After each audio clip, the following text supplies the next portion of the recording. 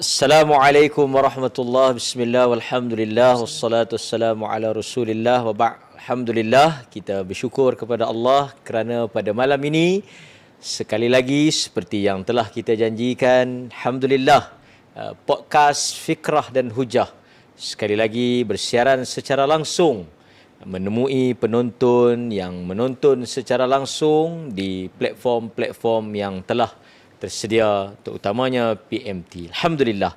Dan pada malam ini kita akan membincangkan satu lagi topik yang hangat dan semakin panas diperkatakan dan menjadi tajuk yang begitu penting, Datuk, berhubung dengan akidah di kalangan masyarakat, insya-Allah.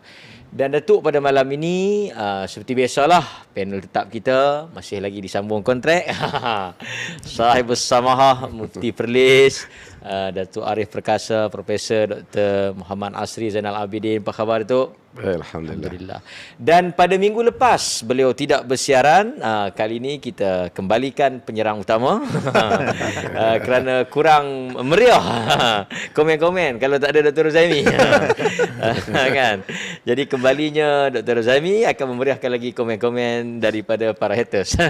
Haters tak masuk. Haters tak masuk. Kan? Striker tak ada. Kan?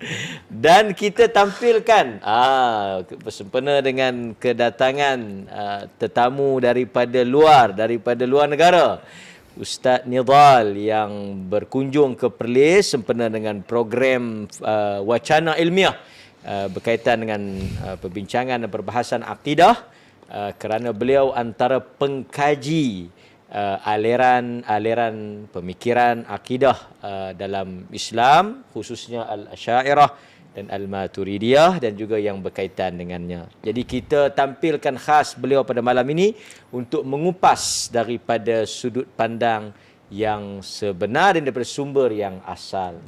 Ahlan wa sahlan Ustaz Nidal. Hayakallah. Dah beberapa kali datang ke Perlis, ha? Alhamdulillah. Alhamdulillah. InsyaAllah akan kekal di Perlis. Ya. Baik, okey. Minggu ini kita akan bincangkan sambungan ataupun mungkin rentetan daripada apa yang telah kita sentuh dalam podcast sebelum ini. Masyarakat mula mendengar dan juga mula tertanya-tanya tentang jenama Al-Asy'ariyah ataupun Asy'ariyah itu sendiri, Datuk. Sehingga mereka kata bismillah, isu fiqh itu juga dalam kerangka Asy'ariyah. Kadang-kadang tak nak sebut pun, macam Datuk sebutlah, nak sebut pun tak tersebut, kan? Dia jadi Asy'ariyah lah, Asy'ariyah lah, ada juga Asy'ariyah lah, ada juga kan? Sebab dia benda yang baru. Kemudian belum lagi kepada perbahasan tu kan, yang memenatkan akal semua tu. Ada berapa peratus yang boleh sebut? Hatta khatib-khatib pun sampai sekarang ni tak tersebut-sebut juga kan. Walaupun disebut dalam khutbah Jumaat.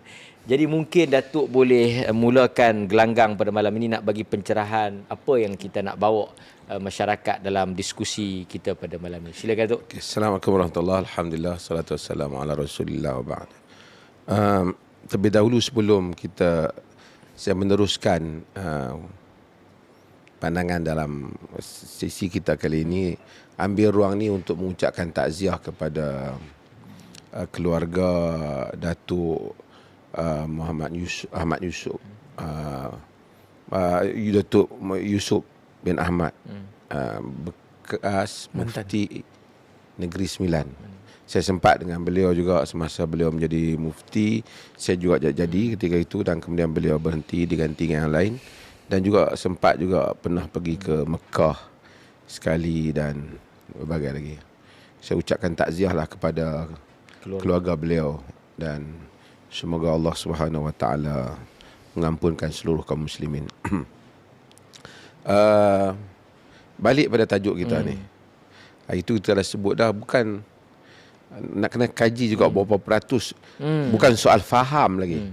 Yang boleh sebut dia boleh sebut Al-Asy'ariyah itu sendiri. Kalau orang awam tu tak boleh. Kalau di Indonesia Mamu Ghufran tak boleh sebut itu. Sebab tu dia suruh orang belakang dia sebut. Dia pun tak boleh sebut. Saya tertarik ada di ada satu negeri. Dulu di dalam di dalam khutbah negeri itu ada perkataan supaya kami berakidah Asy'ariyah Maturidiyah. Tapi pemerintah negeri itu sendiri telah minta supaya perkataan itu dibuang daripada khutbah. Kerana beliau sendiri tak faham perkataan itu. Dan bukan saja beliau mereka tak faham, mereka kata ada dua perkataan ini yang mereka pun tak boleh nak menyebut pun tak boleh. Itu fenomena yang ada di dalam masyarakat kita. Bahawasanya ada yang membahaskan sampai kononnya nak membawa teori-teori falsafah yang ada tu. Bukan soal falsafah, orang awam ni nak sebut pun tak boleh, tak boleh. Agak janggal. Kerana ternyata orang-orang awam ini mereka beriman pada Allah Ta'ala tanpa melalui perbahasan-perbahasan yang telah dibahaskan oleh tokoh-tokoh Asy'ariyah dan Maturidiyah. Siapa ada pengalaman mengislamkan orang-orang yang bukan Islam, kita tak perkenal pada mereka, kita suruh mereka beriman dengan Quran. Kita tak pernah kata kalau awak beriman dengan Quran, awak naklah tahu Quran ini bukanlah kalam Allah yang bunyi ini, yang bertulis ini bukan kalam Allah yang sebenar. Yang kalam Allah yang sebenar ialah kalam pada maknanya sahaja, bukan pada yang kita tak pergi kepada itu. Kita suruh dia terima bahawasanya Quran ni kalam Allah. Kalam Allah. Tanpa dia perlu untuk pergi berfikir tentang kalam nafsi, tentang seumpamanya ini. Dan begitu seterusnya dalam hal-hal yang lain. Apabila menafsirkan, apabila kita kata tadi kita dah sebut dalam dalam siri-siri perbincangan yang sebelum ni kita telah sebut tentang ayat-ayat Allah kan. Saya tadi ada sebelum ni bincang dengan Ustaz Nidhal tentang Nabi Allah Ibrahim alaihissalam. Kan Quran bercerita kan. Apabila Nabi Allah Ibrahim tengok bintang kan, falamma janna alaihi al-lailu ra'a kawkaba qala hadha rabbi falamma afala qala la uhibbul afilin falamma ra'a al-qamara bazighan qala hadha rabbi falamma afala qala la illam yahdini rabbi la akuna minal qaumid dhalin falamma ra'a asy-syamsa bazighatan qala hadha rabbi hadha akbar kan falamma afalat qala ya qaumi inni bari'un mimma tusyrikun kan. Dia kata apabila dia tengok bintang dia kata ini Tuhanku. Quran merakamkan perkataan tu. Apabila ia hilang, tapi Ustaz Nidhal kata ahli falsafah cuba tafsirkan ia tidak bergerak. Tapi dia nampak ini Tuhanku. Dan itu satu lagi fitrah yang dilihat, yang dicarinya di atas, tak dicarinya di bawah. kan? Apabila dia hilang, dia kata aku tak suka pada yang hilang. Apabila dia melihat bulan, dia menyatakan ini Tuhanku. Apabila bulan hilang, dia kata jika Allah tak beri petunjuk pada aku, nescaya aku termasuk di kalangan kaum yang sesat. Apabila dia melihat matahari besar, dia kata ini Tuhanku, ini lebih besar. Al-Quran tak menafikan itu tu. Masalah soal jihah, soal apa. Tapi yang Ibrahim kata, Ibrahim tak setuju kerana falamma afalat, bila dia hilang pada dia orang kata bergerak. Tapi soal bergerak tu susah jugalah kerana matahari memang bergerak daripada awal. Daripada awal dia nampak bergerak kan. Falamma afalat qala ya qaumi inni bari'un mimma tusyrikun. Ya wahai kaumku, aku telah berlepas diri pada apa yang kamu syirik. Al-Quran nak menceritakan bagaimana proses hamba-hamba Allah mencari Tuhan menurut fitrah yang ada di dalam dirinya. Kan? Dia tidak kata bukan soal jihad, soal jisim, soal jirim. Bagaimana? Kalau tidak, ayat-ayat itu tak dibawa oleh Allah di dalam Al-Quran. Kalau ungkapan-ungkapan itu daripada awalnya mengandungi makna-makna yang menyeleweng. Itu Ibrahim yang mengucapkan. Soalnya kerana dia tak mau Tuhan yang sudah tidak ada. Tuhan yang tidak wujud. Kan? Itu saja. Jadi tapi bukan soal itu yang nak dibahaskan, tapi ini persoalan-persoalan dalam yang orang awam tidak faham. Orang awam masuk Islam macam mana? Kalau tanya yang di kilangnya, dia apa, yang mendengar kita ini, adakah mereka faham semua ni? Kalam itu, kalam nafsi, kalam perbahasan untuk melihat ini dengan sifat soal nubuah belum lagi dibincangkan dan berbagai-bagai. nak dipaham pada sudut-sudut falsafah yang dibahas dalam Asy'ariyah dan Maturidiyah.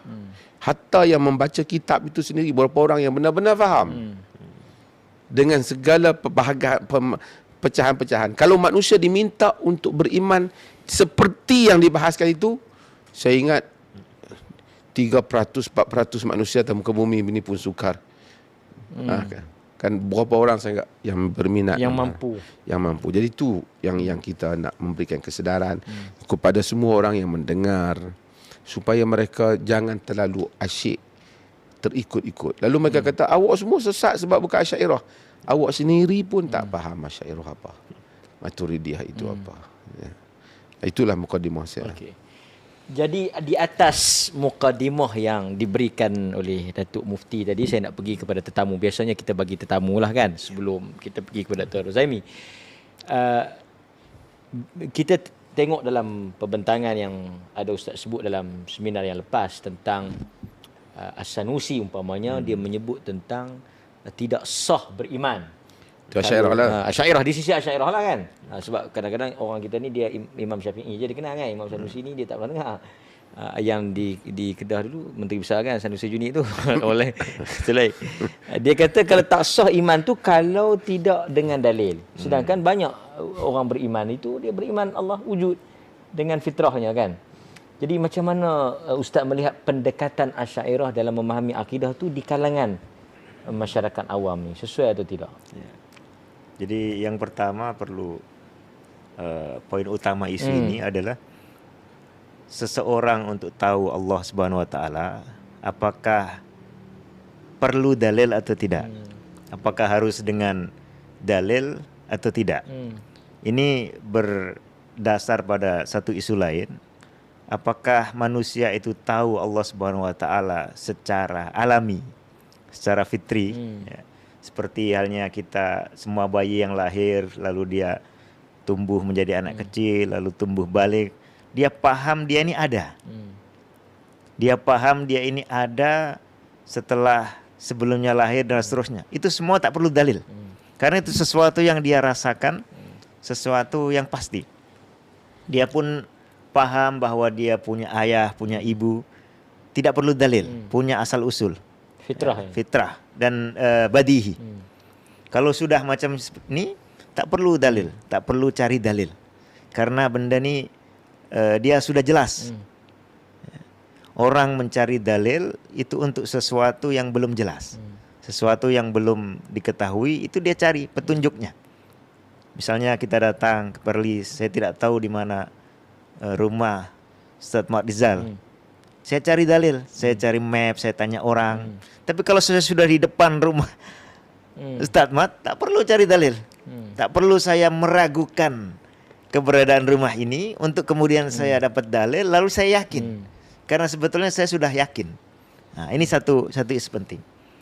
Kalau pengetahuan manusia itu adalah fitri terhadap Allah Subhanahu Wa Taala, diciptakan sudah secara alami ketika dia akalnya terbentuk akan paham akan adanya Allah, maka jawabannya jelas, dia tidak perlu lagi cari dalil untuk sesuatu yang sudah diketahui dan bahkan dia rasakan. Setiap hari, misal ini contoh singkat. Kita punya banyak perbuatan. Kita makan, kita minum, kita berjalan, kita melakukan apa saja, ada namanya kehendak, keinginan yang tiba-tiba muncul dalam hati. Otomatis kehendak ini bukan kita yang buat. Karena untuk membuat kehendak itu butuh kehendak juga. Perlu kehendak baru. Nah, so ini pasti ada yang menciptakan, ada pihak lain yaitu Sang Pencipta. Walaupun belum tahu namanya, belum tahu sebutannya. Nah, ini keyakinan yang pasti yang dirasakan oleh seorang manusia.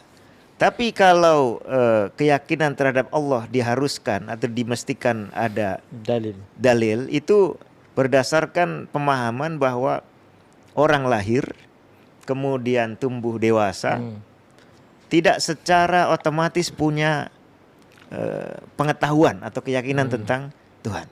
Dan kalau kita lihat di Al-Quran jelas kepercayaan terhadap Allah itu sudah fitrah, ciptaan dari Allah. Manusia diciptakan dia otomatis merasa bahwa ada yang menciptakannya, ada yang mengatur dia, bahkan ada pihak yang dia kena ibadah, yang harus dia cintai, dia agungkan, itu secara alami, ya, secara alami. Dan begitu juga praktek Rasulullah. Beliau tidak pernah menyuruh orang yang akan masuk Islam untuk belajar dulu bukti adanya Allah. Tidak ada. Bahkan Rasulullah tidak menyuruh dia untuk membuktikan dulu kebenaran saya. Cari apa buktinya kebenaran saya, tidak ada. Kenapa? Karena ini sesuatu yang benar. Ketika ada orang sudah percaya atau yakin dengan sesuatu itu dan keyakinannya sesuai dengan kenyataan, ini sudah selesai. Tidak ada kemestian untuk dia ragu terlebih dahulu, ya.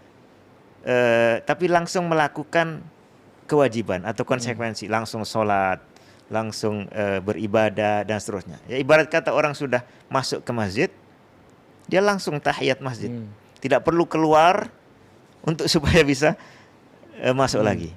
Gitu. Jadi singkatnya, keyakinan terhadap Allah itu sudah fitrah.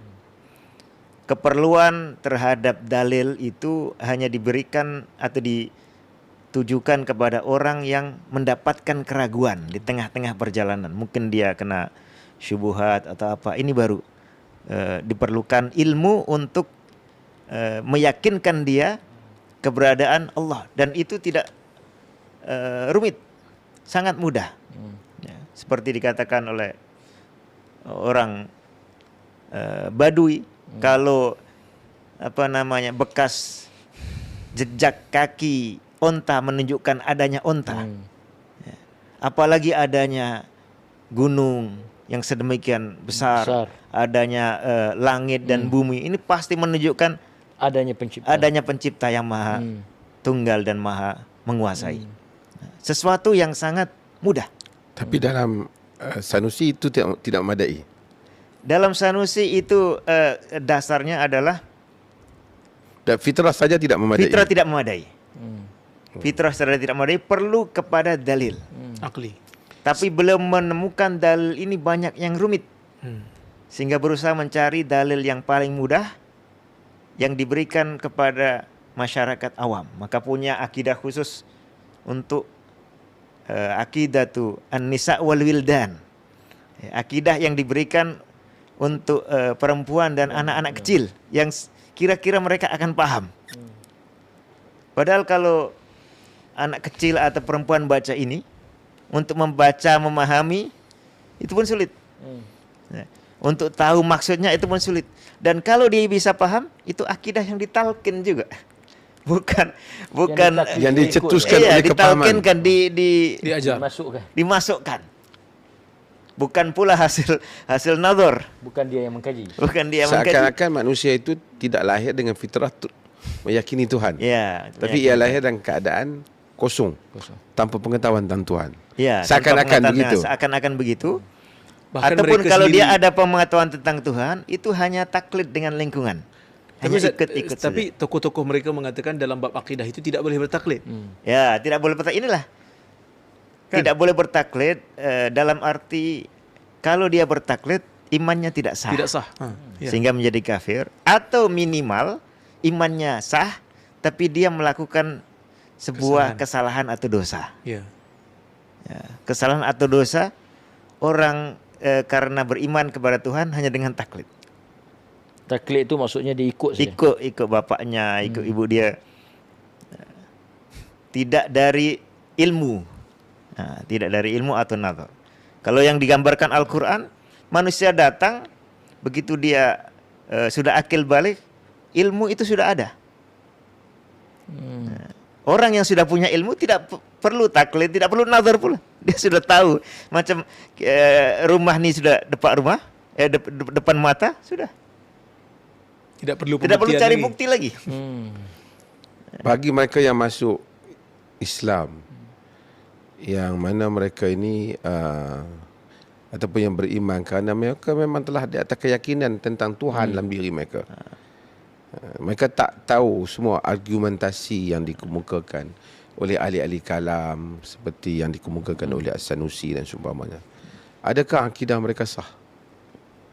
Ya, menurut perspektif Asy'ariyah. Ya. Ya, jadi tadi ada perbedaan pendapat. Ada yang mengatakan akidah dia sah, tetapi dia melakukan kesalahan, Dosa. dosa, atau ada yang lebih ringan, khilaful aula. Jadi Menyelisih yang lebih utama. menyelisih yang lebih utama. Tapi yang menjadi pemahaman belakangan yang dibakukan itu imannya tidak sah. Sehingga harus dengan dalil. Sebagian dikatakan kepada mereka, lantas orang sekian banyak imannya tidak sah. Karena mayoriti mereka tidak beriman berdasarkan Dalil. dalil. Dalil-dalil yang dibahaskan tadi. Ya, dalil-dalil yang dibahas tadi yang juga sebetulnya bermasalah. Ya. Sebagian mereka kata, jangan sibukkan aku dengan urusan Orang awam jumlah. jumlah. Tak masalah jumlah ini imannya tidak sah. Artinya kalau Tidak ada mempengaruhi pendapat. Artinya kalau ada orang yang pergi lebih mendalam, jika tidak dibendung ataupun dikawal itu, dia mungkin pergi membuat kesimpulan tentang ramainya orang yang tidak masuk ke dalam daerah iman. Dan ketika disanggah dengan itu dia bilang la taktarus alayya bi kasrati ahli nar. Nah, ini kesimpulan yang cukup parah. Berangkat dari keyakinan bahwa manusia tidak dibekali oleh Allah dengan ilmu mengenai Allah. Ya. Tapi tidak semua Asy'ariyah seperti itu. Ada pula seperti Abul Fath Asy-Syahrastani berpandangan bahwa keimanan atau pengenalan kepada Allah itu fitri. Itunya dalam Asy'ariyah sendiri pun dalam menentukan kepercayaan dan etikot itu sendiri pun berbeza-beza. Berbeda-beda. Nanti mungkin bisa kita lanjut apa sebetulnya dalil bagi Asy'ariyah menetapkan adanya Tuhan. Karena Abu Abdullah Ar-Razi itu dalam banyak buku termasuk di buku Pamungkas beliau. Pamungkas itu buku akhir yang jadi buah pikiran selama perjalanan pemikiran lama. Beliau mengatakan secara ringkas dalil-dalil kalam dan falsafah tentang keberadaan Tuhan itu hanya 6 saja. Hanya ada 6 dalil yang bisa dihasilkan. Ini pun bisa diringkas sebetulnya 4. Yang pertama adalah al-istidlal ala wujudis sani', berdalil akan adanya Allah dengan hudutsul ajsam, dengan jism dan bahwa jism itu baru.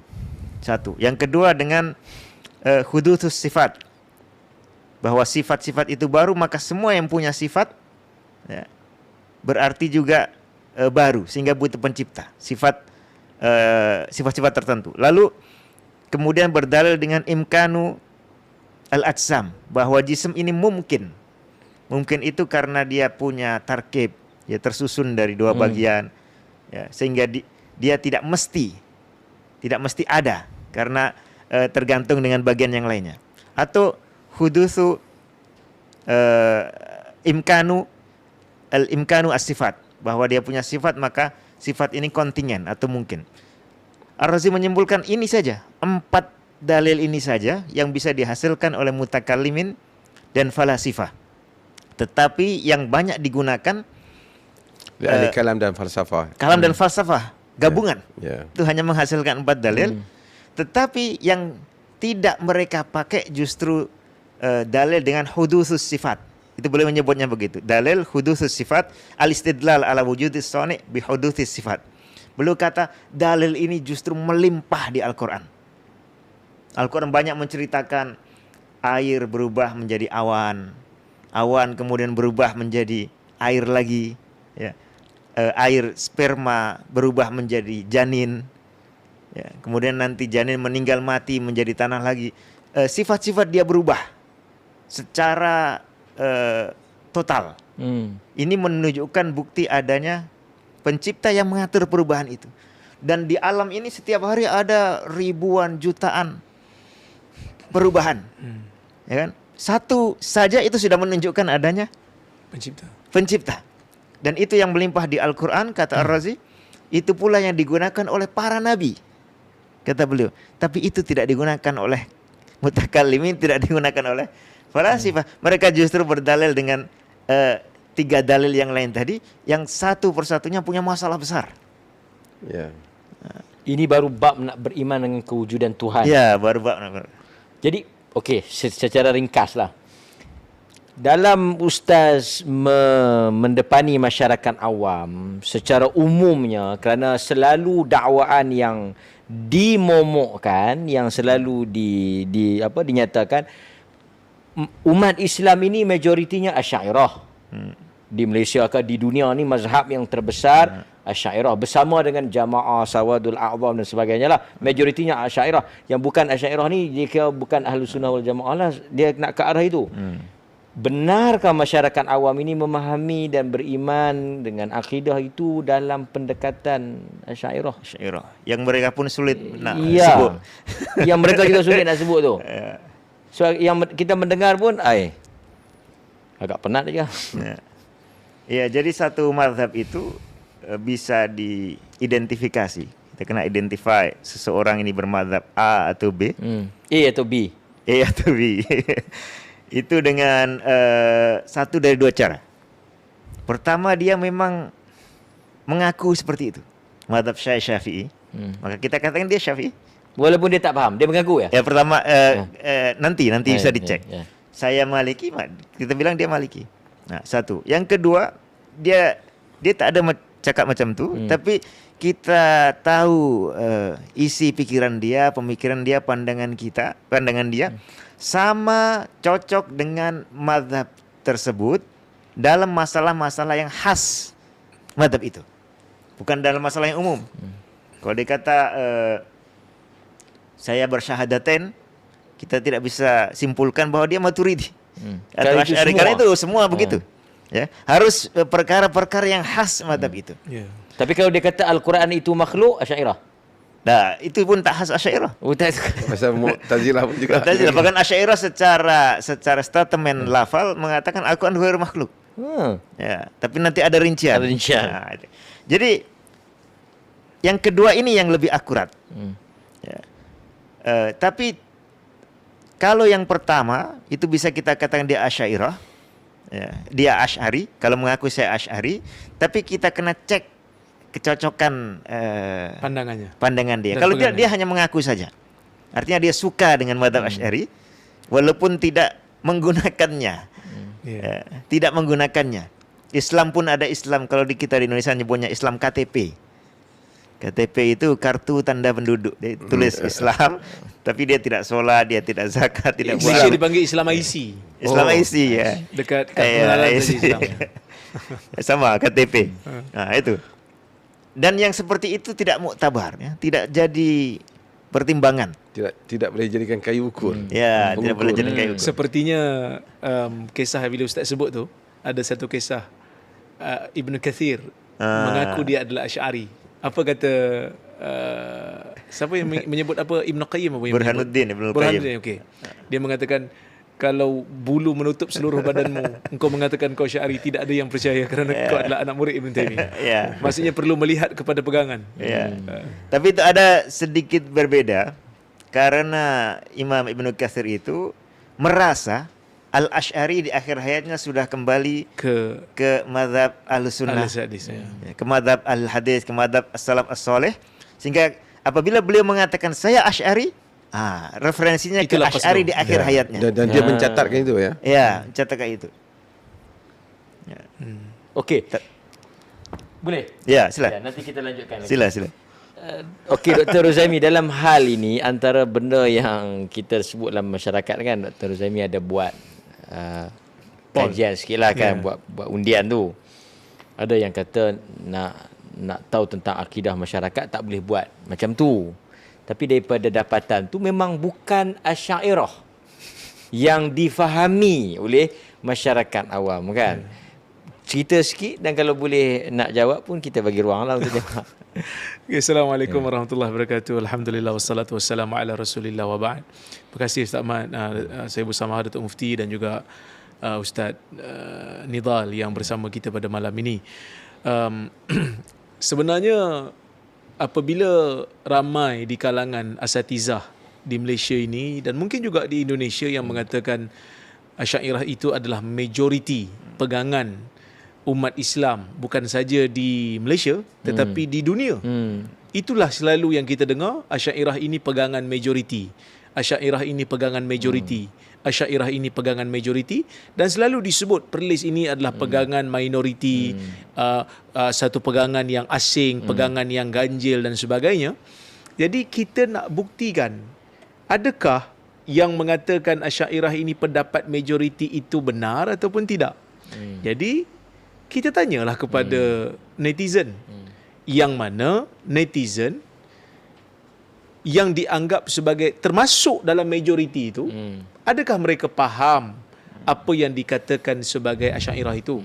Pertama tadi Datuk Mufti dah sebutlah, memang bila disebut dalam khutbah-khutbah Jumaat, kekalkanlah kami berada di atas pegangan akidah Ahli Sunnah wal Jamaah Al-Asy'ariyah dan Maturidiyah. Di negeri Johor umpamanya disebut, di negeri Perak juga ada yang mula menyebut. Jadi sebahagian daripada rakan-rakan bertanya kita, apa itu Asy'ariyah dan Maturidiyah? Ada juga yang tersilap sebut, apa dia kata, Ustaz boleh tolong hurai sikit apa itu Asy'ariyah dan Maturidiyah? Kan Asy'ariyah.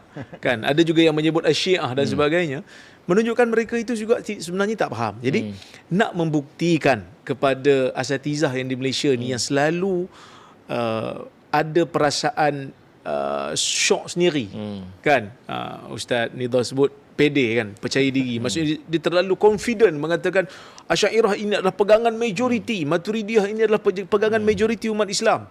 Jadi kita tanyalah soalan yang biasa dibahas oleh golongan Asy'ariyah. Sebab saya sendiri belajar akidah Asy'ariyah sewaktu berada di Jordan dulu dengan Syekh Abdul Malik As-Sa'di, dan ini benda yang memang diajar oleh mereka yang mengaji akidah Asy'ariyah, iaitu Al-Quran yang berada di dalam mushaf bermula daripada surah Al-Fatihah sehingga surah An-Nas. Ustaz Nidhal pun bantu jugalah dalam meletakkan wording tu, kan. Sebab nak tanya Ustaz Nidhal, kita nak betul-betul wording tu tidak mengelirukan. Inilah pegangan Asy'ariyah. Adakah Al-Quran yang diturunkan kepada Nabi Muhammad sallallahu alaihi wasallam bermula daripada surah Fatihah sehingga surah An-Nas itu, yang ada dalam mushaf itu adalah kalam Allah ataupun makhluk? Daripada poll itu, daripada undian yang dibuat, 7,000 orang menjawab Al-Quran itu bukan makhluk. Maksudnya Al-Quran yang diturunkan kepada Nabi Muhammad SAW itu bukan makhluk. Hanya yang terdiri dari surat-surat itu. Terdiri daripada surah-surah itu. Terdiri daripada huruf-huruf itu, kan. Bukan, mereka menganggap itu bukan makhluk. Jadi hanya beberapa, tak sampai 1,000 yang menjawab. Masa itulah tak sampai 1,000 yang menjawab ia adalah makhluk. Maksud yang jawab ia adalah makhluk itu adalah benar-benar Asy'ariyah. Dan kita tak marahlah, sebab dia pegang dengan akidah Asy'ariyah dan itu yang dipelajari. Tetapi bagaimana dengan 7,000 orang? Dan saya menulis, selepas itu saya tulis, saya kata ini petunjuk yang menunjukkan bahawasanya ini sebagai satu petunjuk. Petunjuk ni qarinah. Saya tak kata ia adalah satu bukti yang solid yang mengatakan mesti kita percaya, tak. Ia hanya satu indikator, petunjuk yang boleh kita buat kajian, menunjukkan bahawasanya orang awam kebanyakannya bermazhab dengan mazhab Ahlul Hadis yang mengatakan Quran itu adalah kalam Allah tanpa dibahaskan secara mendalam seperti mana yang dibahaskan oleh puak-puak Asy'ariyah, kan. Jadi tapi bila kita keluarkan benda ni, sebahagian daripada penuntut ilmu Asy'ariyah mula membantah saya. Bantahan kepada Rozaimi Ramli, bantahan kepada Rozaimi yang tidak faham. Jadi saya pun baca tulisan tu. Bila saya baca lah saya kata, dia ni nak bantah apa? Apa yang saya tulis sama dengan apa yang ditulis. Cuma dia kata saya nak bantah Rozaimi, tapi hasilnya sama. Apa dia? Quran yang dikatakan kalam Allah Ta'ala itu hanya ada pada Allah. Yang tidak bersuara, yang tidak berhuruf, yang tidak berjuzuk. Kan? Quran yang diturunkan kepada Nabi Muhammad SAW itu hanyalah ibarah anil kalami nafsi. Ia hanya satu petunjuk yang menunjukkan kalam nafsi Allah Azza wa Jalla, yang tidak berhuruf, yang qadim. Jadi saya tak nampak bantahannya di mana. Dia seolah-olah macam bantahan yang mengandungi persetujuan. Mungkin dia bimbang orang awam sudah mula pelik dengan pandangan dia, jadi dia kata tak apalah, kita setuju dengan Rora pun kita terpaksa kata kita bantah dia. Kan? Sebab itu kalau betul apa yang saya buat salah, tolong bagi tahu kat mana salah. Sebab saya nukil daripada Al-Baijuri. Saya nukil daripada Baijuri yang mengatakan benar Tapi biasalah Asy'ariyah dia kata tidak boleh menyebutkan Quran ini makhluk illa fi maqami ta'lim, disebutkan. Kerana mungkin dia tak nak orang awam terkeliru. Tapi sebenarnya akidah ini nak dibawa ke mana? Akhirnya untuk apa? Untuk kita beriman. Itu persoalan besar tu, untuk apa? Untuk apa? Jadi kalau dikatakan Quran ni, ada juga yang berdalilkan, dia kata tak mungkin Quran ini bukan makhluk kerana dia berbahasa Arab. Bahasa Arab itu kan makhluk. Kalau ada orang boleh tahu, orang lain tak boleh tahu, macam mana nak jadikan mazhab orang awam? Kalau betul Quran itu berbahasa Arab, jadi tak boleh untuk mengatakan Quran itu qadim kerana dia berbahasa Arab dan bahasa itu makhluk. Bagaimana dengan nama Allah? Allah ada nama kan? Makhluk. Lafaz Allah itu bukan daripada bahasa Arab. Makhluk. Jadi membuka pintu yang lebih besar. Akhirnya kita akan mengatakan banyak perkara-perkara yang kita tak anggap sebagai makhluk pun dah jadi macam makhluk dah. Kalau dia kata kalau Quran tu Allah ke? Kalau bukan Allah mesti dia makhluk. Habis tu sifat-sifat Allah Allah. Jadi dia akan membuka pintu yang lebih besar. Jadi sebab itu Imam Ahmad tak suka bahas isu ni. Quran itu kalamullah. Stop. Sampai di situ saja. Tak perlu dibincang terlalu mendalam kerana ia akan memeningkan orang awam. Dan itu orang awam percaya kepada Al-Quran itu bukan makhluk. Al-Quran itu kalam Allah. Jadi ada jugalah sebahagian daripada orang yang tak faham ni, dia kata apa? Dia kata Quran ni, Islam ni, Al-Quran, sunnah, ijma' qiyas. Tapi dapat kat geng-geng ni, Islam itu Quran, sunnah, ijma' qiyas, netizen. Ini masalah dia. Masalah kita nak kaji pemikiran dan pemahaman orang awam, bukan kita nak cari dalil untuk Islam. Kita nak tengok pemahaman orang awam. Dan ada satu artikel jurnal yang ditulis mengkaji tentang kefahaman pelajar pengajian Islam di Universiti Melaya tentang sifat 20. Ramai tak faham pun sifat 20 ni. Dia buat kajian tentang sifat 20, ramai yang tak faham. Banyak isu-isu dalam sifat 20 yang menjadi asas dalam mazhab Asy'ariyah. Pelajar di Institut Pengajian Tinggi Malaysia, Universiti Melaya. Bukan universiti yang bertaraf bawahan. Universiti Melaya ni antara universiti yang terkemuka lah, yang milih pelajar-pelajar yang terbaik dalam SPM, belajar di sana, belajar ilmu-ilmu agama, yang mana mereka mempunyai keputusan SPM yang baik. Keputusan SPM ni Ustaz, sijil pelajaran Malaysia sebelum masuk ke universiti. Jadi masuk belajar SPM dengan result yang baik, masuk Universiti Melaya juga tidak memahami isu-isu sifat 20 dengan baik. Jadi macam mana kita nak kata Asy'ariyah ialah pegangan majoriti? Kerana kita bukan kaji perleh. Kalau kaji perleh boleh tahan lah. Kita kaji Universiti Melaya yang datang daripada segenap negara, segenap pelosok negara, daripada Sabah, daripada Sarawak, daripada Perlis, daripada Johor, semua berhimpun di Universiti Melaya buat kajian secara rawak. Dan undian doktor pun satu Malaysia kan? Umum. Dan kalau dikira, ada juga yang kata kalau ikut sampling 7,000 banyak. Kalau ikut sampling. Mungkin ada yang kata, ini agak bias sebab pengikut Dr. Rozaimi dia ramai yang salafi. Tapi sebenarnya sampling 7,000 tu besar lah. Kan kita nak nafikan macam mana? Kan? Kecuali ada kita buat undian yang lain di platform yang lain boleh membuktikan 10,000 mengatakan Quran yang ada dalam mushaf itu makhluk. Dan kita boleh uji dan cabar. Tapi ada siapa-siapa cabar?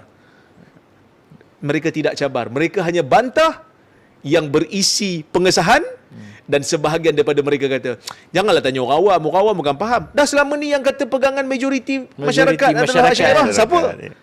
Betul tak?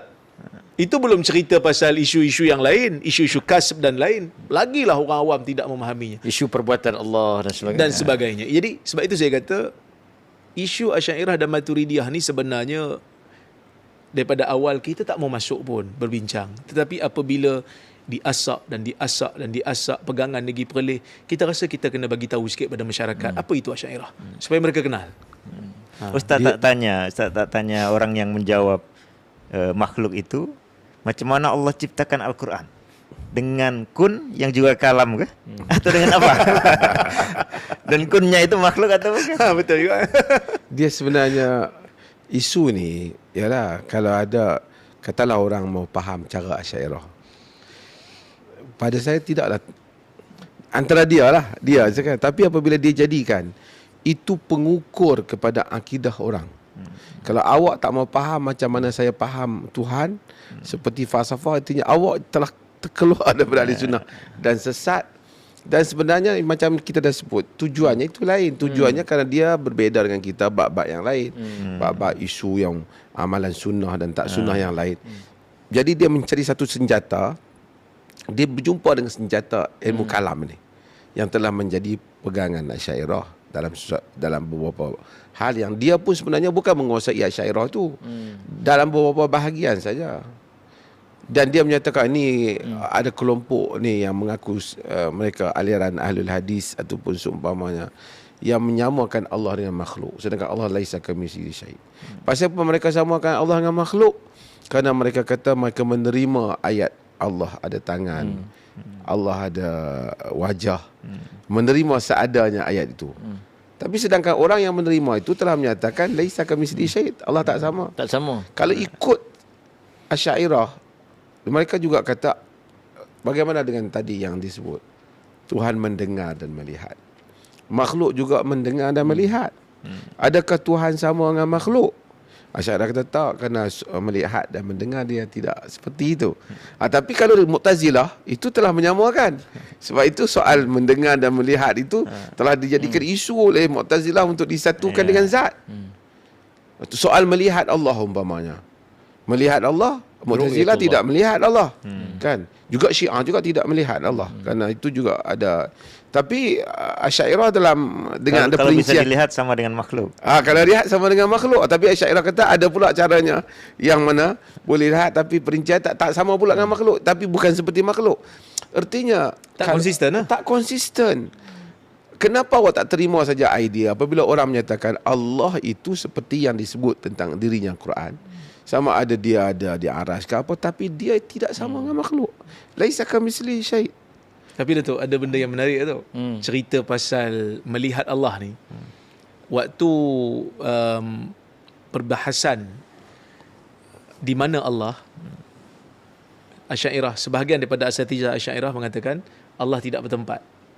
Maksudnya ketika kita bertanya kepada tokoh Asy'ariyah, ketika Allah menciptakan alam, Allah cipta di luar zatnya ataupun di dalam. Dia kata tidak bertempat. Dia tak mau jawab. Dia kata Allah tidak bertempat. Allah tidak bertempat dan kita tak boleh kata kita di luar ataupun di dalam, berpisah ataupun bersekali, tak boleh kerana Allah itu tidak bertempat. Tapi baru-baru ni ketika berbicara tentang melihat Allah, dia mengatakan apa? Kita melihat Allah di luar badan kita. Maksudnya Allah dah di luar lah. Dah bertempat balik. Kadang-kadang mereka terlupa mazhab mereka. Pernah berlaku di Malaysia. Dalam khutbah mereka kata ketika Nabi SAW Mi'raj untuk bertemu dengan Allah. Mereka sebut. Betul. Kemudian mereka tarik balik. Kerana artinya ketika mereka terlupa tentang falsafah itu, mereka kembali kepada fitrah. Mereka kembali kepada fitrah. Dan orang tak mempertikai pun bukan orang menempatkan Tuhan dan seumpamanya. Menerima seadanya seperti yang Allah khabarkan dirinya. Dengan Allah itu tidak sama dengan makhluk. Apabila dia sentiasa fikir, dulu dalam lawak jenaka Arab ni dia kata Ra'sudik kan. Pernah dengar kan? Ahwa mislu Ra'sudik. Satu orang buta, dia celik sekejap. Dan yang dia celik tu hanya dia lihatlah kepala ayam. Lepas tu dia buta semula. Jadi apa saja yang orang tanya, apa yang ada? Gajah. Ahwa mislu Ra'sudik. Katakan dia seperti kepala ayam. Jadi itu saja yang ada dalam gambaran dia. Dia menganggap oleh kerana dia telah hidup dalam alam makhluk, kalau Allah itu dikatakan berwajah, sama dengan makhluk. Jika sekiranya Allah itu berkata-kata, sama dengan makhluk. Jika Allah itu menuturkan, berbicara dengan Musa, sama dengan makhluk. Jadi dia terpaksa takwil itu, kalam nafsi, berbagai-bagai telah menjadi masalah. Padahal dia kembali saja pada asas, Allah itu segalanya tidak sama dengan makhluk.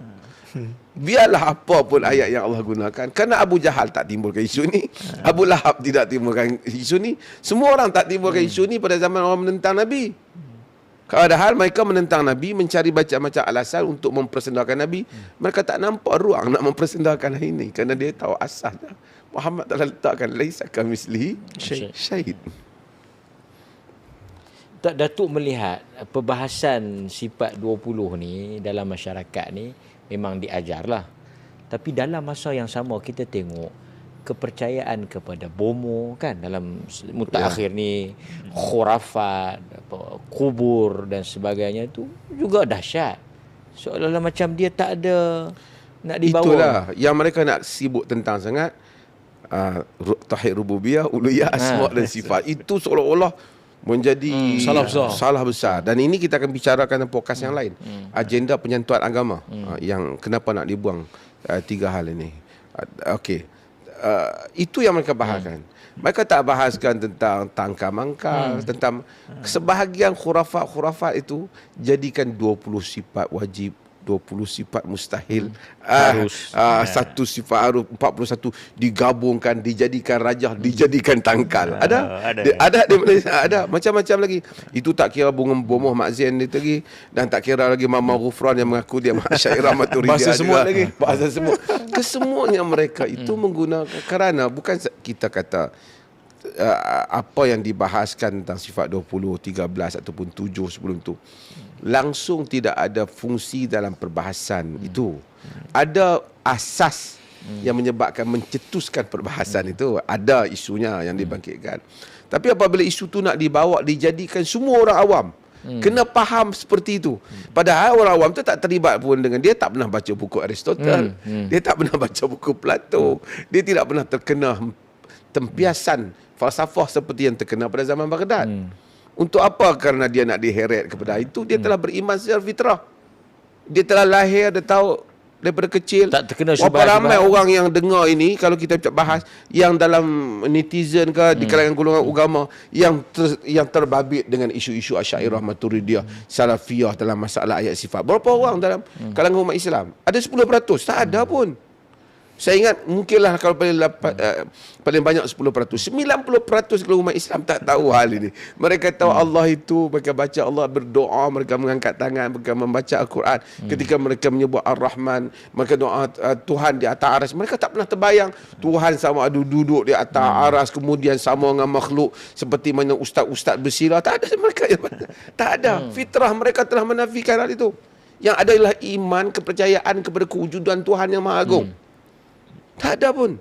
Tak siapa nak terbayang Allah macam Hatta bertangan. apabila mereka menyebut Allah Yadullah, mereka terima bahawa Allah dengan segala kebesarannya, dengan makna yang layak baginya. Tak ada siapa pun terbayang tangan seperti mana yang Syekh Azhar kata, bila kata ada tangan nanti akan ada tulang belulang. Tengok dia sebut tulang belulang, nanti akan ada juga darah. Melazimkan benda. Dia melazimkan apa yang tak dilazimkan, apa yang tak dianggap, tak disebut oleh orang-orang yang menyebut bahawasanya kita menerima menyifatkan Allah seperti yang dia sifat dirinya dalam kitab dan sunnah. Itu kan ada riwayat dalam Sahih Muslim, kilta yadaihi yamin kan. Kedua tangan Allah Taala itu kanan. Mereka lukis patung yang dua tangan di belah kanan. Lepas tu mereka anggap kita musyabbihah. Sedangkan yang musyabbihah itu ialah yang melukis itu. Dia yang membayangkan Allah dengan makhluk. Tidak pernah terbayang dalam akal Muslim yang sejahtera akidahnya bila disebut oleh Nabi kedua tangannya kanan. Kita tak pernah fikir dan tak pernah bayang bagaimana kedua tangan itu kanan. Kerana itu adalah sifat makhluk kalau kita lukis. Macam kita kata Facebook, muka buku. Tak ada orang yang tipu di mana hidungnya, di mana matanya, tapi orang menerima kewujudan Facebook itu. Orang tak kata wujud itu sebenarnya tidak wujud, hanya satu kata-kata saja yang sesuai. Orang tak ada. Memang orang wujud. Tak tawil. Memang wujud dengan sifatnya. Orang tak tahu yang mana hidungnya, mana telinganya. Dan mereka pun guna dalam Facebook dan menjahanamkan Facebook orang lain dengan menggunakan titik-titik yang tidak benar. Okey. Tapi itulah tiba-bila sampai pada Tuhan, mereka begitu sekali pemikiran tajsim begitu kuat dalam fikiran mereka. Mereka tak boleh bergerak dengan ayat-ayat ini. Sehingga mereka menyatakan kalau kita sebut kita telah menyamakan Tuhan dengan makhluk. Bila orang tanya mereka macam Allah mendengar, awak mendengar, awak sama dengan Allah atau Allah sama dengan awak? Oh, mendengar lain. Kenapa awak tak apply saja kepada ayat-ayat lain itu? Mungkin Ustaz Nidhal lebih detail dalam hal ni. Saya nak sebelum tadi terlupa, saya bagi pujian lah pada Ustaz Nidhal di atas kesungguhan kajian. Saya ingat kata tokoh-tokoh Asy'ariyah di Malaysia kan, mana-mana yang mendengar, di Indonesia juga. Saya rasa mereka sendiri belum tentu mengkaji Asy'ariyah seperti Ustaz Nidhal kaji dan membaca bahan-bahan Asy'ariyah dengan sesungguh-sungguhnya. Dan ini satu contoh yang baik untuk semua lah, termasuk mereka yang berminat dengan aliran sunnah dan seumpamanya. Bahawasanya bukan sekadar menolak, tapi mengkaji dengan kajian yang begitu mendalam Dan memahami hakikat. dan memahami. Ya. Okey, antara soalan yang saya rasa perlu dijawablah sebab Datuk dah beri tazkiyah yang agak kukuh di situ. Benar atau tidak dakwaan yang mengatakan Asy'ariyah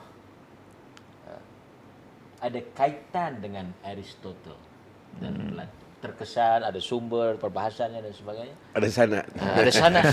Dan sebab kita nak dengar ni pasal ada yang menafikan, ada yang mengaku. Ada yang mengaku kata hukum apa Asy'ariyah makulat apa tu yang makulat Asy'ariyah. makalah Asy'ariyah tu kan. Ada yang kata tak. Macam Syekh Saifulah kata menerima kata wujud ni tak perlu Aristotle, kita sendiri pun menerima wujud hukum-hukum tu kan. Macam mana? Ya, Kenyataan ni bakal kontroversi. jadi Abul Hasan Al-Asy'ari rahimahullah itu hidup tumbuh kemudian menjadi lawan dari Mu'tazilah. Pada masa itu kemudian menjadi tokoh yang akhirnya punya mazhab sendiri. Masa itu tokoh seperti Ibnu Kullab, Al-Asy'ari dan juga Mu'tazilah secara umum adalah kontra dengan Aristoteles. Kontra dengan Plato. Iya, kontra. Bahkan punya karya-karya khusus yang mengecam mereka. Banyak kita temukan di turas Mu'tazilah yang lama. Bantahan terhadap Aristoteles. Bahkan seperti Al-Qadhi Abdul Jabbar itu sangat merendahkan Aristoteles, mengatakan sebagai orang yang tidak bisa berpikir dengan akal sehat.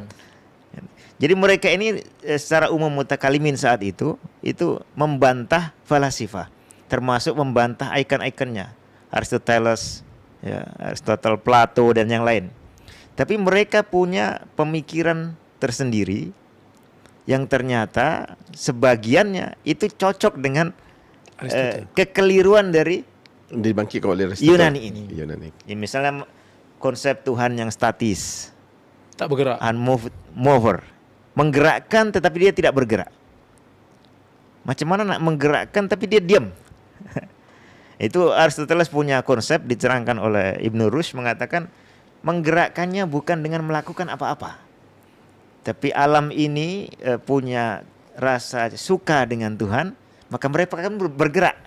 Nah, itu dikatakan Tuhan menggerakkan dengan cara alam ini suka dengan Tuhan, maka alam pun bergerak untuk tasyabbah bil ilah, untuk meniru Tuhan. Tuhannya diam saja, bahkan tidak berbuat apa-apa, tidak menciptakan alam raya, tidak menciptakan alam dunia. Jadi Tuhan dalam konsep Aristoteles itu bukan pencipta alam. Tentulah Mu'tazilah kontra dengan ide ini. Ya. Al-Asy'ariyah kontra dengan ide ini. Tapi kemudian dalam membantah falasifah, mereka membuat konsep-konsep baru yang ternyata konsep-konsep ini bermasalah. Contoh? Salah satunya mengatakan Allah tidak menyandang perbuatan. Dan itu salah satu inti dari mazhab Asy'ariyah. Ya. Perbuatan Allah itu terpisah dari Allah. Ustaz Mat bisa bayangkan bagaimana ada perbuatan dia lepas dari pelakunya. Misalnya ada dalam dunia manusia orang berjalan. Perbuatan berjalan ini ada pada orang itu. Tidak mungkin berjalannya di sana, orangnya di sana. Tidak mungkin, terpisah. Tapi itulah konsep Asy'ariyah. Kenapa ada konsep itu?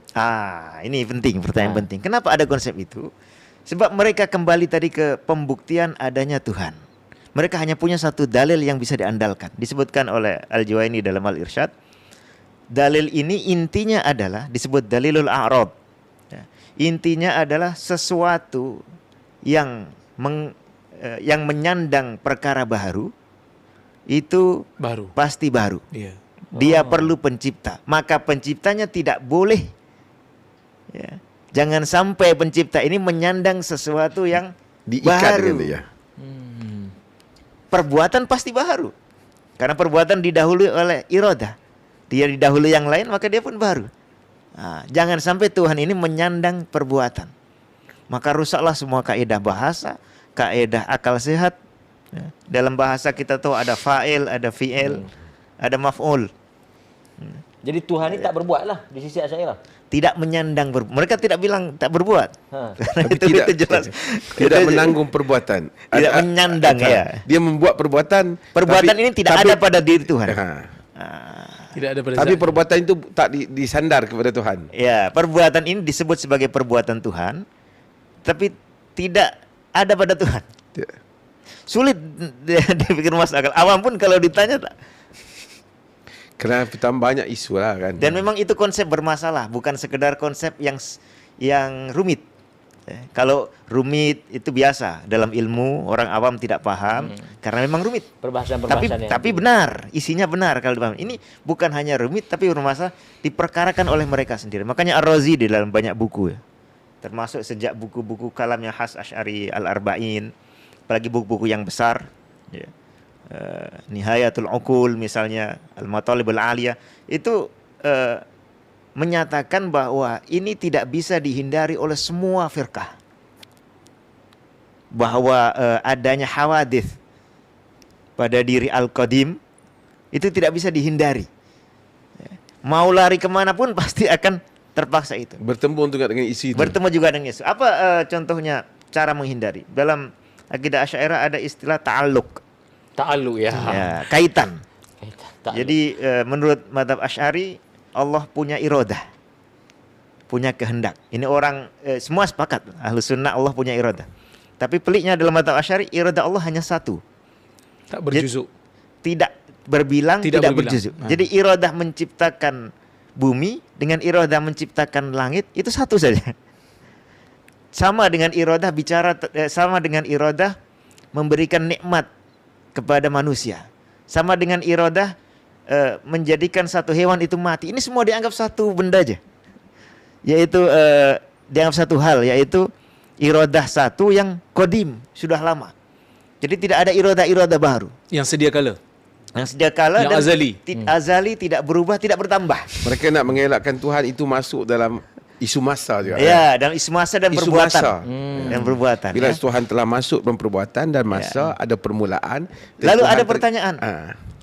Lalu bagaimana munculnya hewan satu persatu, munculnya makhluk satu persatu? Mereka mengatakan yang baru itu ta'alluq. Jadi kaitan antara iradah yang lama memproduksi hasilnya, kemudian mengkaitkan lagi, itulah ada kaitan. Tapi mereka kata ta'alluq ini adami. Artinya sebetulnya tidak ada ta'alluq, itu hanya konsep saja. Kalau yang baru ini sesuatu yang tidak ada, sama dengan tidak ada yang tidak ada. Sama dengan tidak terjadi apa-apa, tidak muncul hal baru. Nah, ini pun rumit dan sebetulnya memang tidak masuk akal. Maka salah satunya Ar-Razi, ya, saya lupa mungkin di kitab Al-Mabahith Al-Masyrikiyah, beliau menyanggah ini, mengatakan bagaimana mungkin ta'alluq itu muncul atau baru kalau muta'allaqnya tidak mengalami sesuatu yang juga baru. Tidak mungkin. Manusia misalnya, hari ini kita berbuat, ya, kita punya rencana besok akan berjalan, misalnya ke masjid.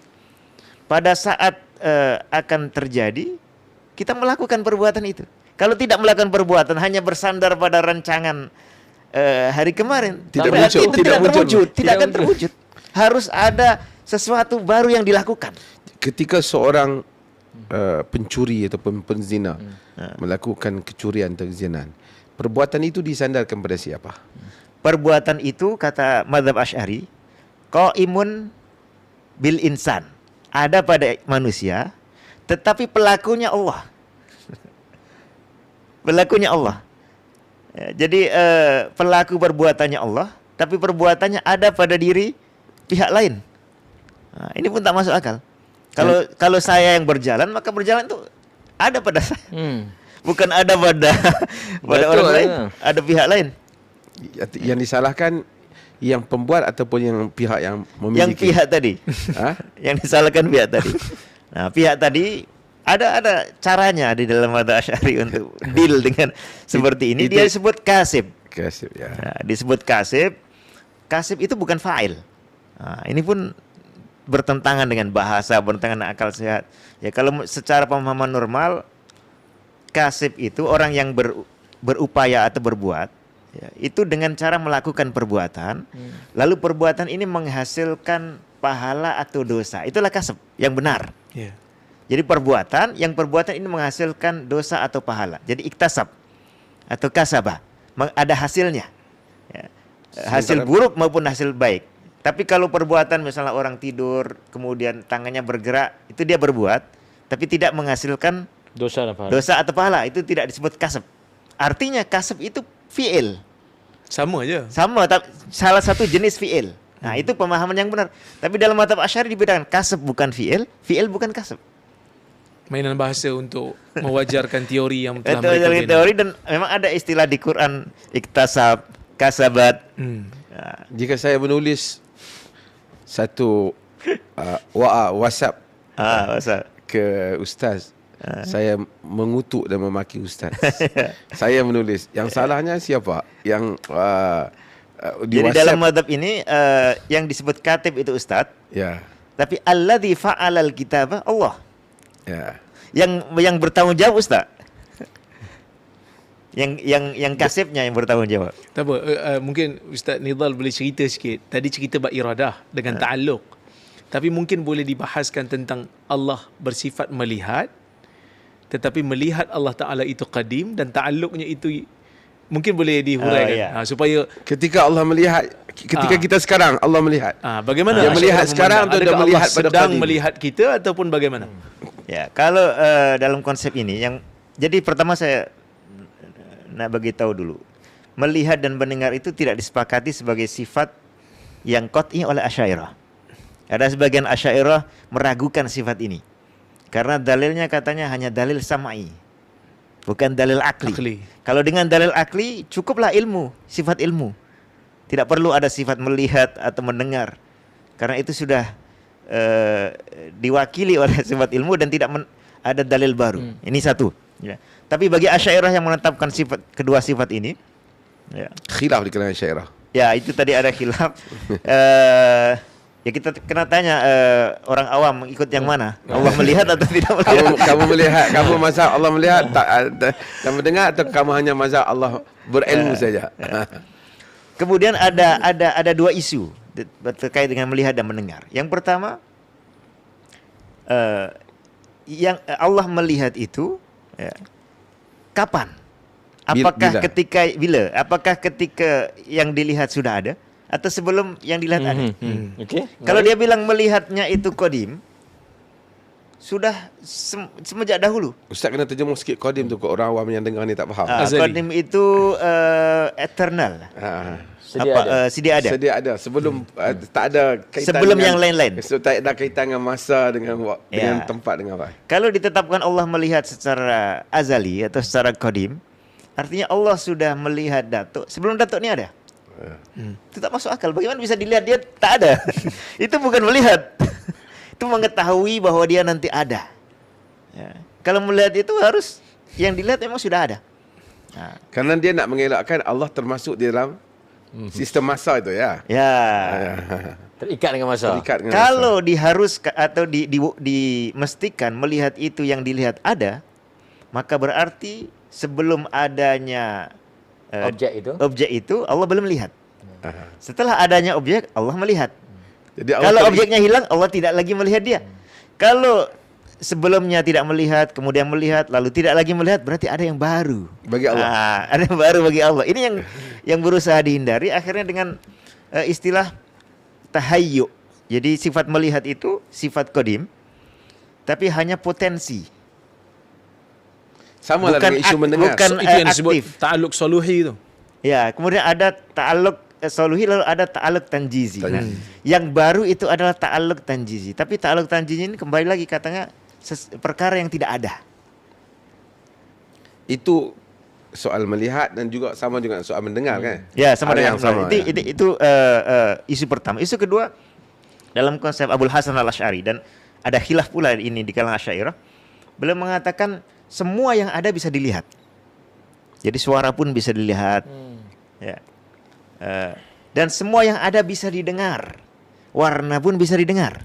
Coba tanya orang awam, apakah warna bisa didengar oleh Allah? Orang buta pun boleh dengar warna lah begitu. Ada ungkapan Allah mendengar penglihatannya dan melihat pendengarannya. Karena penglihatan Allah ada, pendengaran Allah ada, maka semuanya bisa dilihat. Semuanya bisa didengar. Semuanya bisa dilihat, bisa didengar. Bisa didengar, mendengar suara, mendengar warna. Ya, mendengar rasa asin. Maksud, Mendengar rasa asin. Karena rasa asin ada maka dia pun didengar. Ini karena konsep-konsep mereka tidak punya poin untuk dijadikan sebagai objek melihat dan mendengar, ya, kecuali al-wujud.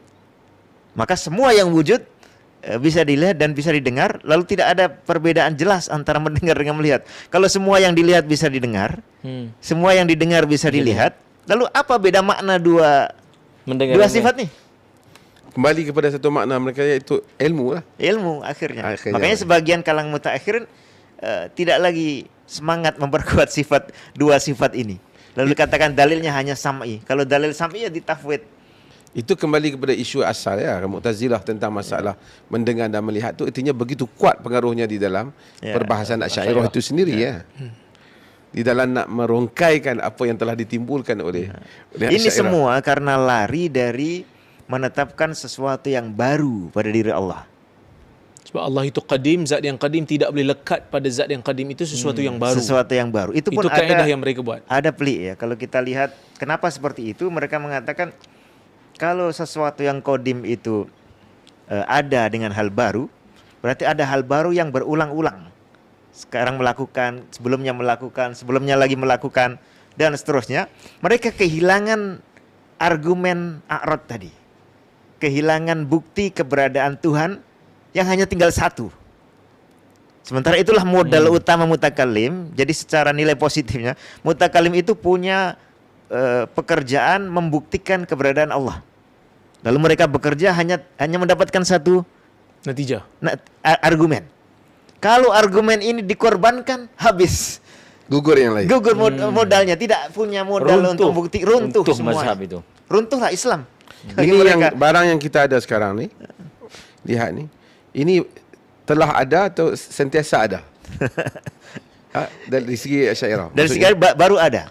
Baru ada. Sebelumnya tak ada, kemudian ada. Kemudian ada, kemudian dia wujud lagi ataupun yang tadi dibawa kemudian.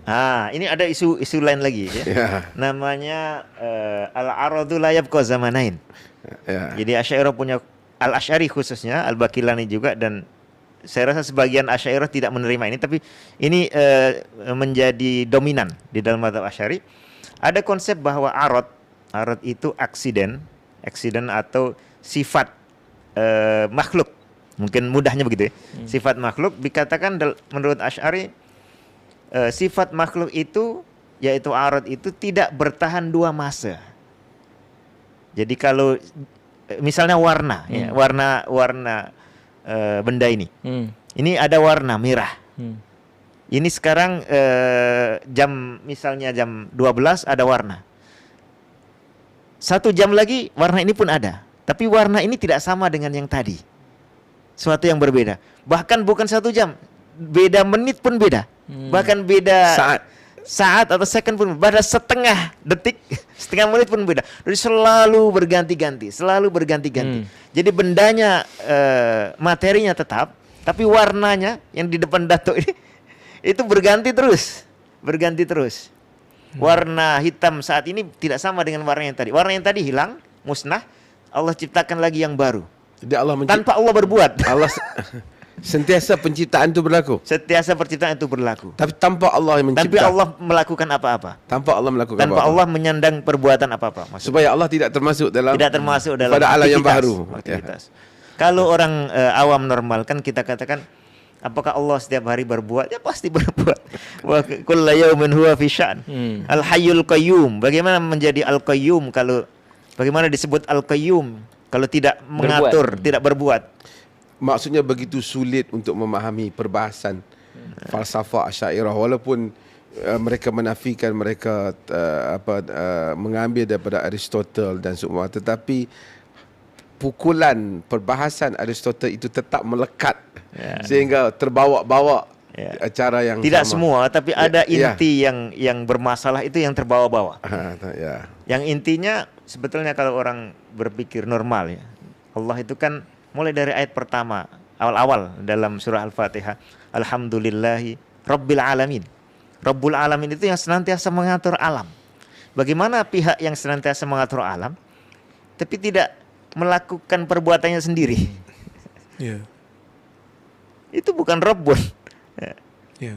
Itu bahkan lebih buruk daripada aliran deism yang menganggap Allah berbuat tapi satu kali saja. Lepas itu tak ada campur tangan di alam. Menciptakan alam, setelah itu alam berjalan sendiri, tidak diatur.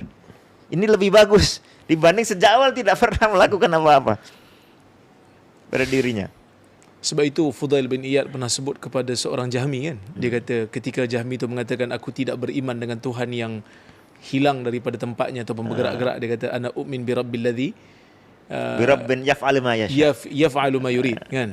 Aku beriman dengan Tuhan yang dia boleh buat apa yang dia nak. Ya. Kerana Itulah sifat Tuhan. Itulah sifat Tuhan. Jadi kita pula yang mengatur, tidak boleh begini, tidak boleh begitu, tidak layak untuk begini. Kita mengatakan apa yang ada dalam Quran dan Sunnah itu kita terima. Begitu sukar dan mereka sendiri berbeza, kerana mereka menyatakan itulah yang dipahami oleh orang awam. Sedangkan di kalangan mereka sendiri pun sukar untuk memahami teori-teori itu. Saya mungkin bacakan, saya pernah pula buat seperti Dr. Zaimi tadi.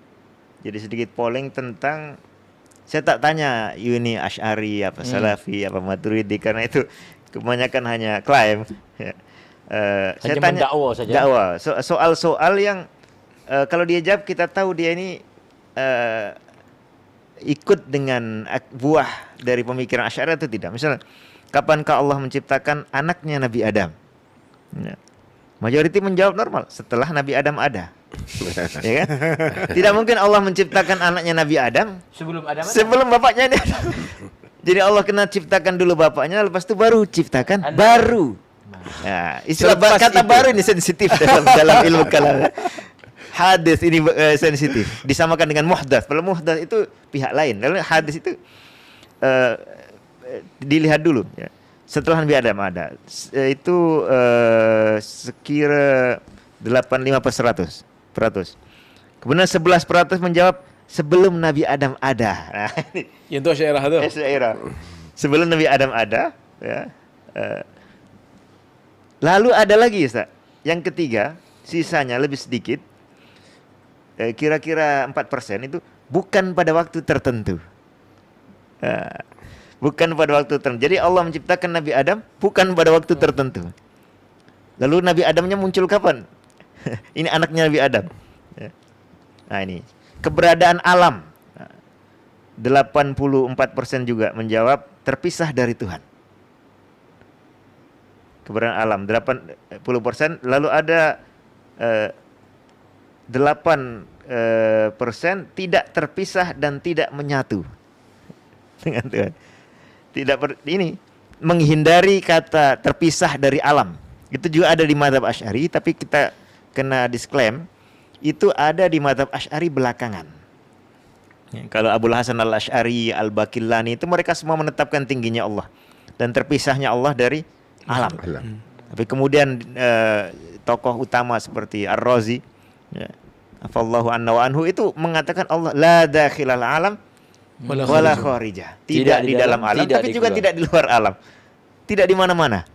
Ya, padahal seperti Ibnu Sa'id, Abu Sa'id Ibnu Kullab menegaskan wa akhrij anin nadhari, keluarkan dari wilayah analisis. Artinya orang ini tidak layak untuk berpikir atau menganalisa yang mengatakan Allah itu la dakhilal laisa dakhilan lil alam wala kharijahu. Ini kan rujukan proto Asy'ariyah. Mengatakan orang yang mengatakan Allah itu tidak di dalam alam juga tidak di luar alam itu tidak layak untuk bicara persoalan akliyat. Saya tambah satu lagi. Ya. Si A mencuri motor, si E mencuri motor. Bukan si E. Si E mencuri motor. Siapakah pelaku pencurian tersebut? 97% si A. Si E. Ya. Sekira 3% setan yang menggoda si E. Tunggu itu keluar. Setan. Jadi bukan si E, bukan Tuhan, tapi si E. Lalu ada kecil mungkin 0,5% Tuhan. Yang 0,5% itu yang Asy'ariyah, tapi dalam isu ini aja dalam isu ini menjadi lebih sedikit. Menjadi sangat sedikit kalau isu yang sebelumnya keberadaan alam, ciptaan perbuatan hamba, Asy'ariyah tu lagi sedikit. lagi sedikit. Bahkan mungkin ini pun dia salah pencet.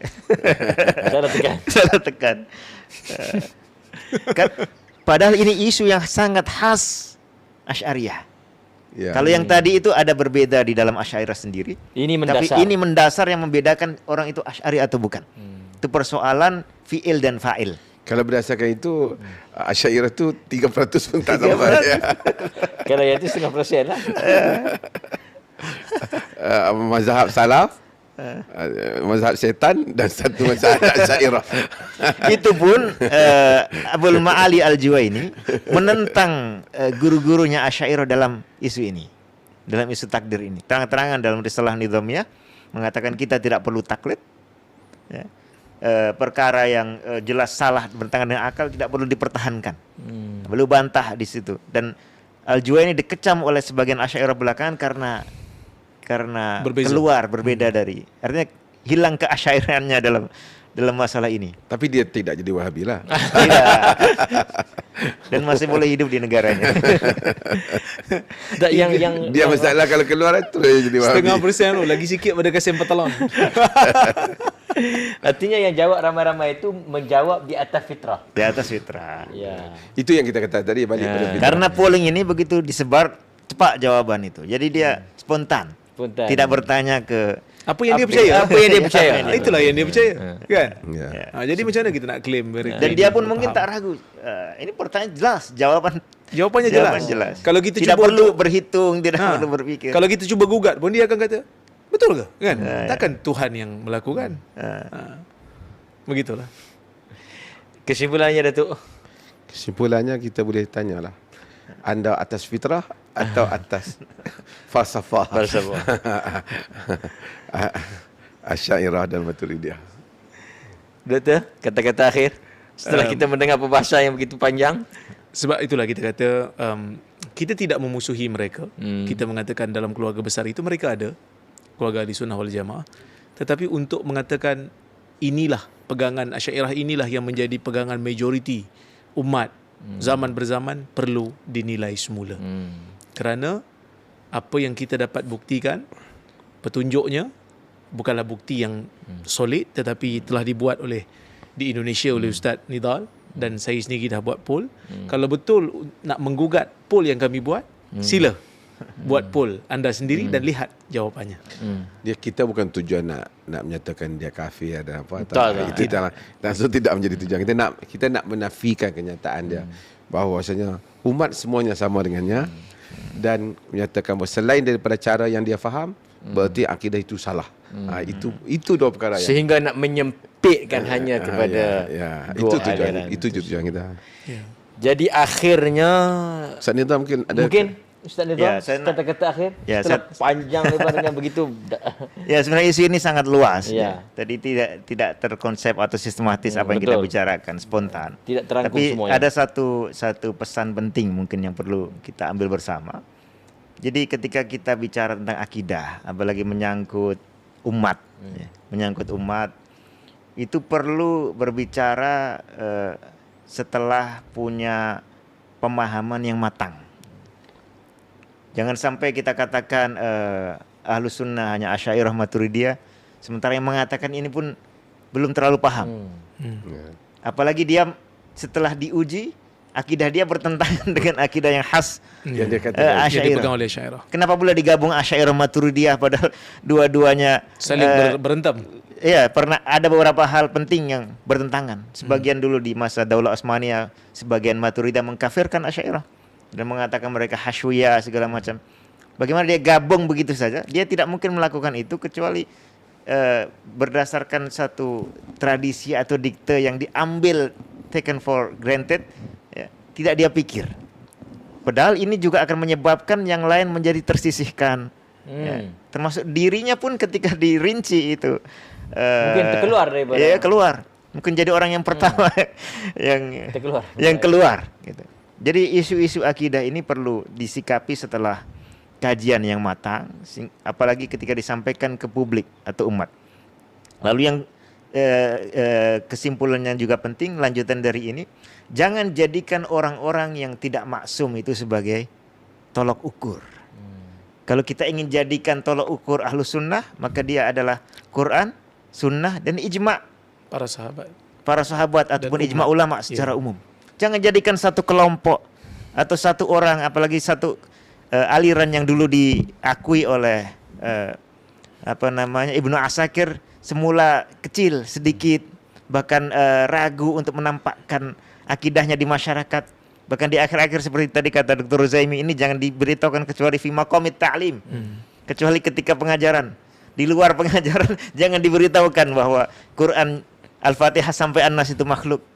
Ya, sesuatu yang seperti ini sangat tidak layak untuk dijadikan tolok ukur, ya, menentukan Akidah orang. siapa ahlu sunnah, siapa bukan ahlu sunnah, siapa nak diterima, siapa tidak diakui, ya. Walaupun itu layak untuk dipelajari, karena ini khazanah ratusan ribu tahun perlu kita pelajari. Ketika kita sudah mendalami, masing-masing kemudian bebas, ya, punya kesadaran sendiri, bisa berpikir sendiri. Apakah mengambil akidah yang mengatakan pelaku perbuatan manusia itu manusia, ataukah mengambil akidah pelaku perbuatan manusia itu bukan manusia, tapi yang bertanggung jawabnya manusia. Contoh, ya, barangkali itu. Dia bukan pemilik perbuatan tapi dia bertanggung jawab. Ya. Tapi Ustaz, jangan terkejut bila Ustaz sebut pasal tolok ukur kebenaran itu. Jadi Ustaz jangan terkejut, di Malaysia ini sudah ada ahli ilmu daripada kalangan Asy'ariyah, pendukung Asy'ariyah yang mengatakan Nabi itu bermazhab Asy'ariyah. Hatta semua Kalau Asy'ariyah bermazhab dengan mazhab Nabi, itu kita boleh terima. Di Mesir pun ada syekh besar, mantan mufti, mengatakan na'am as-sahabah kanu asy'ariyah. Haji. Saya tidak heran, tapi berharap tahun depan sudah berubah semua. InsyaAllah. Masya Allah. Tapi itu pun bukan perbuatannya. Dia hanya penanggung perbuatan. Dia adalah penanggung. Bukan dia yang berbicara. Penanggung dan penyandang, tapi bukan pelaku. Allah musta'an. Allah musta'an. Jadi marilah kita sama-sama muhasabah di atas akidah kita. Sama ada macam Datuk sebut tadi, satu kesimpulan yang agak menarik, yang baik.